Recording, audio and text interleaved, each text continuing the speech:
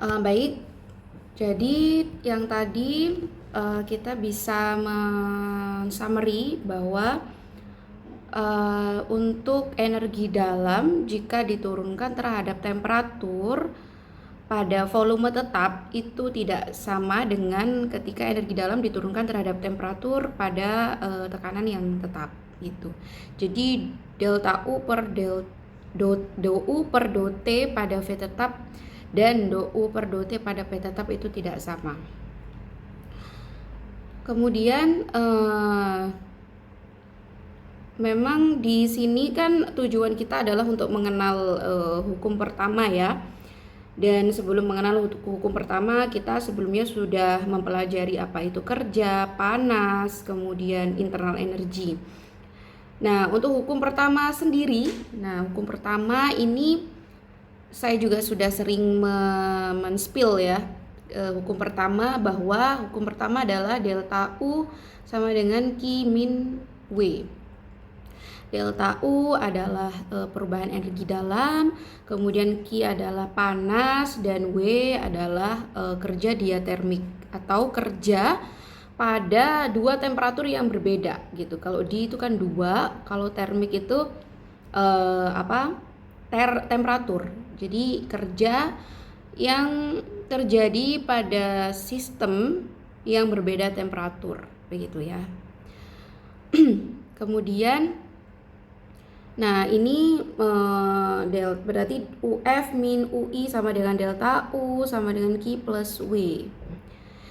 Kemudian di sini ada perbedaan penulisan untuk U, Q, dan W.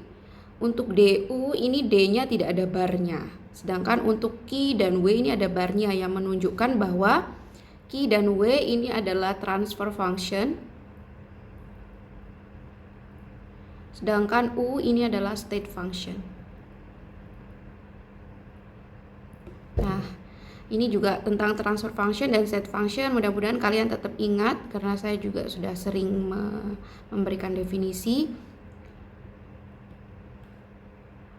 Untuk selanjutnya adalah apa ini ya?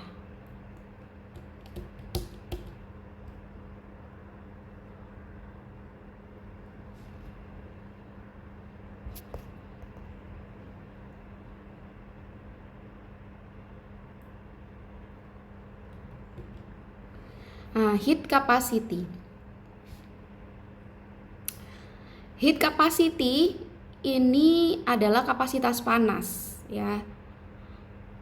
Berapa besar panas yang dibutuhkan untuk merubah temperatur dari suatu sistem gitu. Tentunya berbeda zat, berbeda jenis molekul itu memiliki heat capacity yang berbeda. Secara sense of physics, physical sense itu kalau kapasitas panas di sini simbolnya adalah C, ya C. Kapasitas panas itu berapa besar panas yang kita butuhkan untuk bisa merubah temperatur. Gitu ya. Semakin besar kapasitas panas, maka pasti temperatur yang energi panas yang dibutuhkan untuk merubah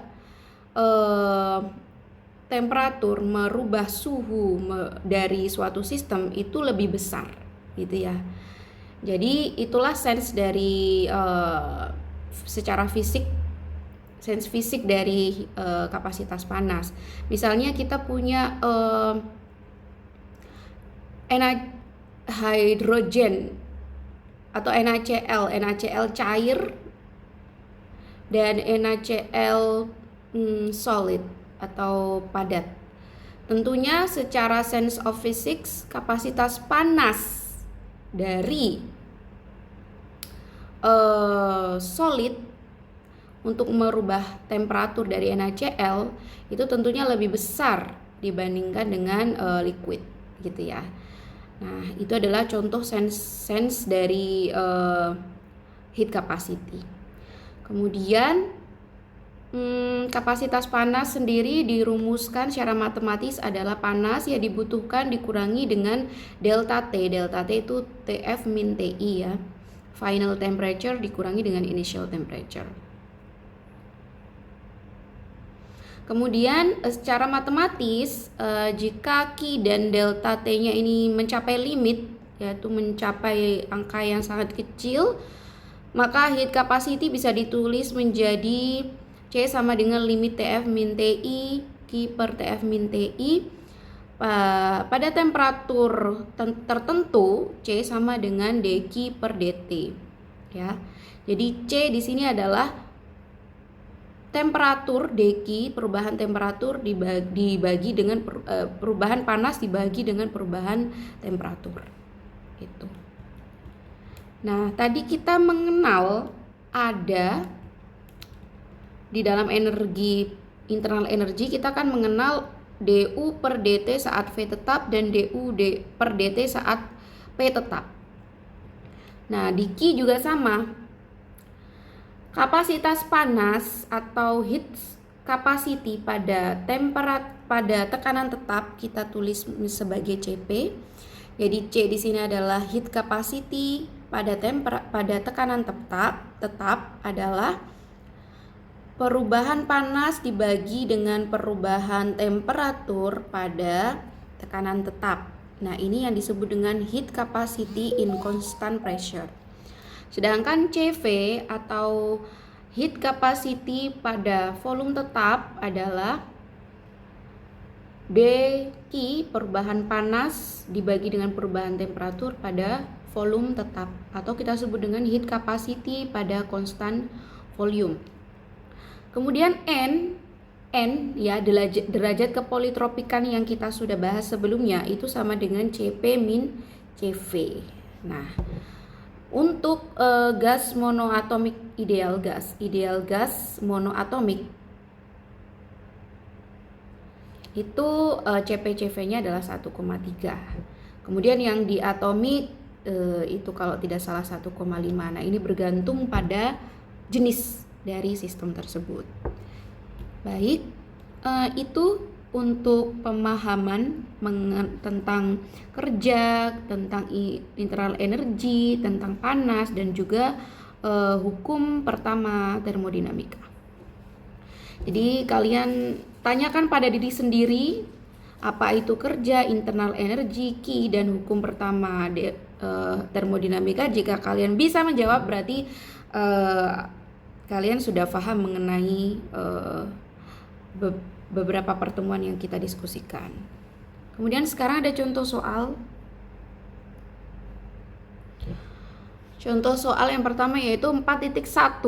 A gas contained in a cylinder. Jadi ada silinder itu yang isinya adalah gas by a layer of styrofoam, yang mana dilingkupi oleh lapisan styrofoam.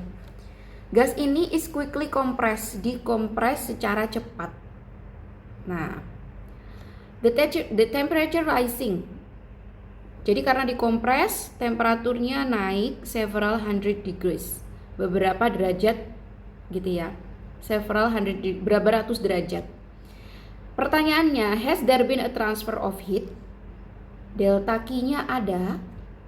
Kemudian yang kedua, has the heat content of the gas been increased? Apakah konten panas atau temperatur dari gas tersebut itu bertambah? Ya. Dari soal ini kita kan sudah memahami tentang apa itu panas dan juga apa itu kerja.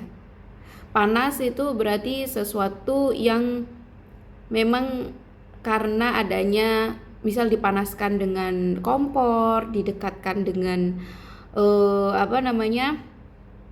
didekatkan dengan lampu contohnya ya. Nah, di sini kan tidak ada sama sekali ya yang menjelaskan tentang itu. Yang dijelaskan adalah quickly compress atau dikompres, ditekan. Nah, itu kan kalau ditekan ini kan motionnya bergerak secara makro, bergerak secara makro, sehingga ini bukanlah delta Q tapi ini adalah delta W, begitu ya. Nah, the temperature rise berarti delta Q-nya tidak ada ya, tidak ada delta Q dalam sistem tersebut, nggak ada panas yang ditransfer. Kemudian, has the heat content of the gas base increase? Apakah temperatur dari gas tersebut naik? Nah, ini juga sudah dijelaskan setelah dikompresi bahwa ternyata ada pertambahan temperatur. Ya, berarti delta T-nya naik. Kalau delta T naik berarti delta U juga naik, gitu ya. Kemudian sistem yang kedua.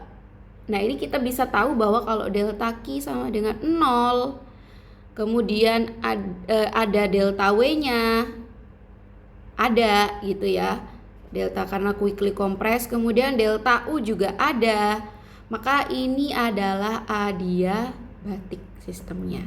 Ya kan? Karena delta Q-nya sama dengan 0. Kemudian 4.2 ini a combustion experiment, ada eksperimen combustion, pembakaran, is performed by burning a mixture of fuel and oxygen, yang mana diperform dengan memanaskan. Nah, kalau memanaskan berarti kan pasti ada delta Q ya. Ini ada.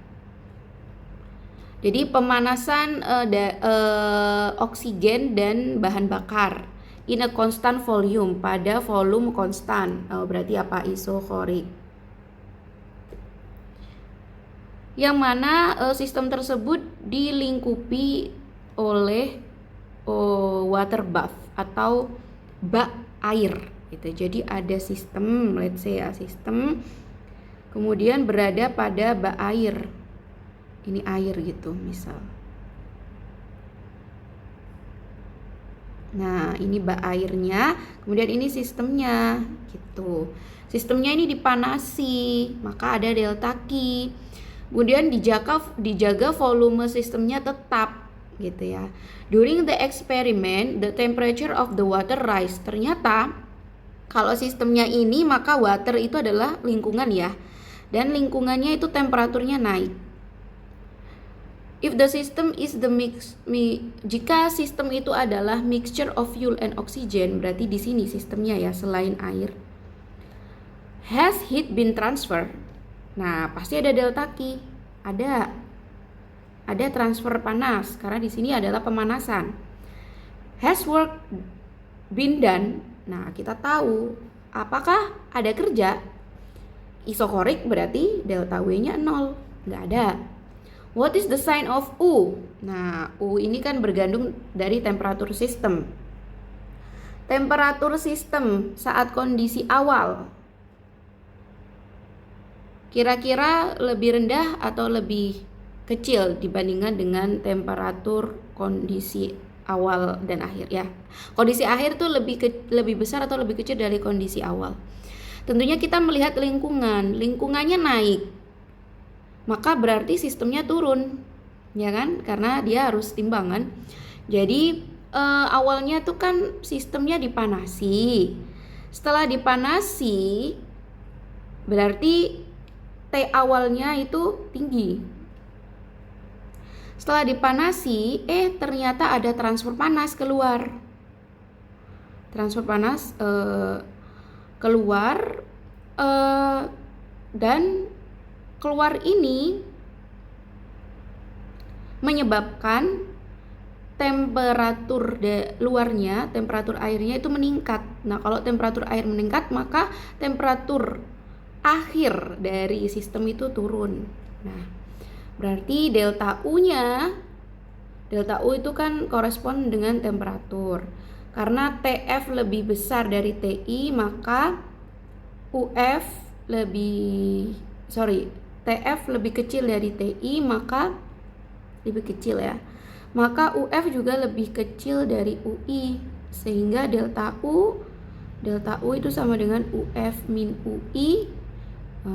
Karena UF lebih kecil daripada UI, maka sign atau tanda dari delta U itu adalah minus, gitu ya. Ini real, belum ada nilai, belum ada angka-angka, karena di sini kita yang lebih penting adalah memahami kasus ya. Bagaimana Q-nya, bagaimana W-nya, bagaimana U-nya, kemudian sistem tersebut itu sistem adiabatik, isokorik atau isobarik. Nah, itu yang lebih penting supaya kita bisa mengaplikasikan rumusnya ini secara benar gitu. Kemudian ada kasus yang ketiga. A liquid is irregularly stirred in a well insulated container. Jadi ada cairan gitu yang di-stir itu diaduk. Jadi diaduk dan diliputi oleh dinding yang terisolasi. Ya, terisolasi berarti tidak ada panas dan materi yang bisa keluar masuk gitu kan. And thereby experience a rise in temperature. Jadi karena di dalam sistem itu diaduk, maka yang terjadi adalah rise in temperature. Jadi sebenarnya hampir sama dengan ini ya. Kalau ini kan delta W-nya dikompres, tapi kalau ini delta W-nya adalah diaduk gitu ya, diaduk. Jadi ada delta W-nya ini ada berupa pengadukan karena mechanical work kan, pengadukan itu. Kemudian thereby experience a rise temperature. Oh, berarti ada delta T. Kalau ada delta T maka delta U ada gitu ya. If the system is liquid, jika sistemnya itu adalah liquid tersebut, has heat been transfer. Di sini nggak ada cerita heat transfer sama sekali ya. Apalagi ini terinsulasi, berarti nggak akan ada panas yang bisa masuk. Berarti delta Q sama dengan 0. Has work been done?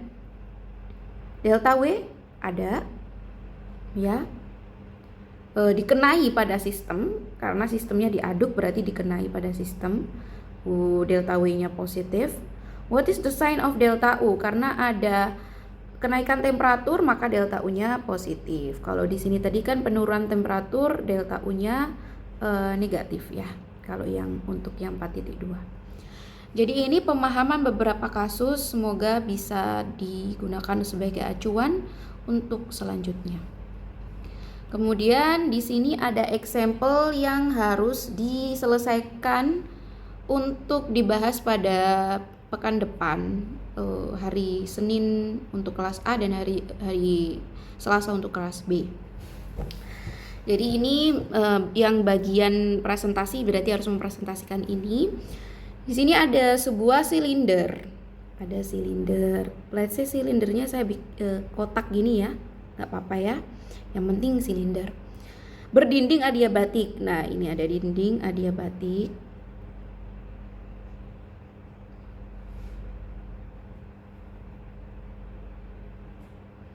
Dibagi menjadi dua bagian A dan B dan dipisahkan oleh piston ya. Oke. Jadi dipisahkan oleh piston. Nah, saya pisahkan ya. Let's say ini adalah piston. Piston. Ini piston. Kondisi awal gas VA sama dengan VB. Ini adalah A, ini adalah B. Nah, kalau VA sama dengan VB, berarti keseluruhan totalnya itu volume totalnya berarti VA plus VB. Karena VA sama dengan VB sama dengan V0, berarti totalnya total volume itu kan VA plus VB. Nah, karena VA sama dengan VB sama dengan V0, maka berarti total volume sama dengan VA sama dengan V0, VB juga V0. Jadi 2 V0 itu total volumenya ya. Kemudian kondisi awal loh ini, kondisi awal VA, kemudian PA, PB itu ya untuk tekanannya, dan untuk temperaturnya adalah TA juga TB. Ini kondisi awal atau initial state. Kemudian bagian B dipanaskan. Nah, ini dipanaskan nih. Gini, bagian B dipanaskan sehingga B mengembang mendorong piston ke arah A. Nah, ini kondisi akhir, saya gambar.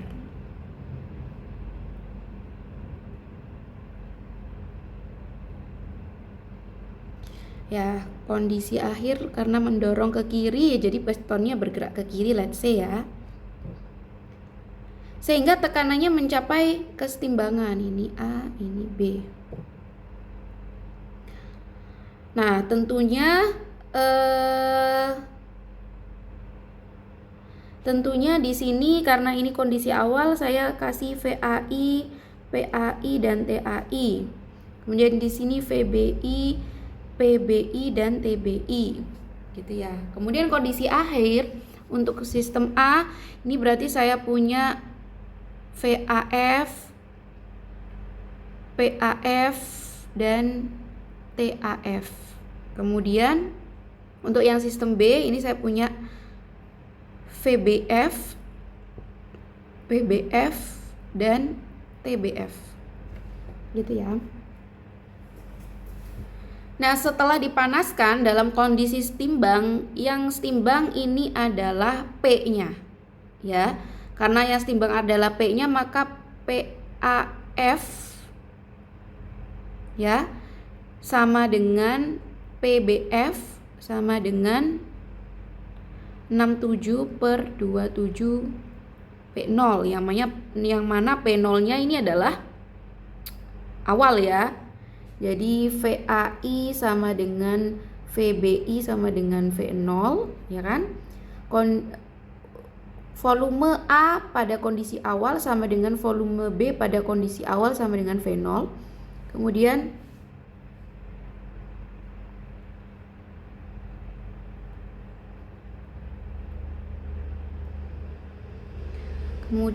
untuk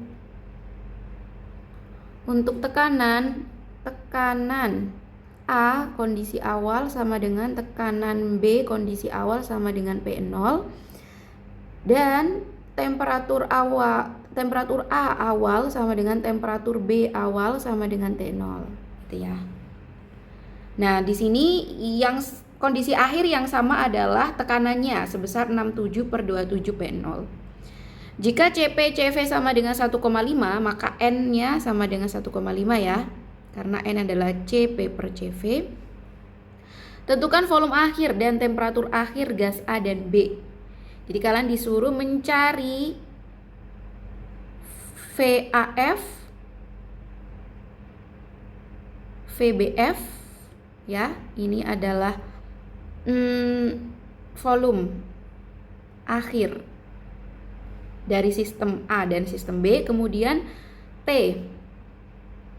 AF dan TBF atau temperatur akhir dari sistem A dan sistem B ini berapa, gitu. Tentunya kalian bisa pakai rumus hubungan antara P dan V dan gas ideal ya, karena ini adalah kita anggap gas ideal.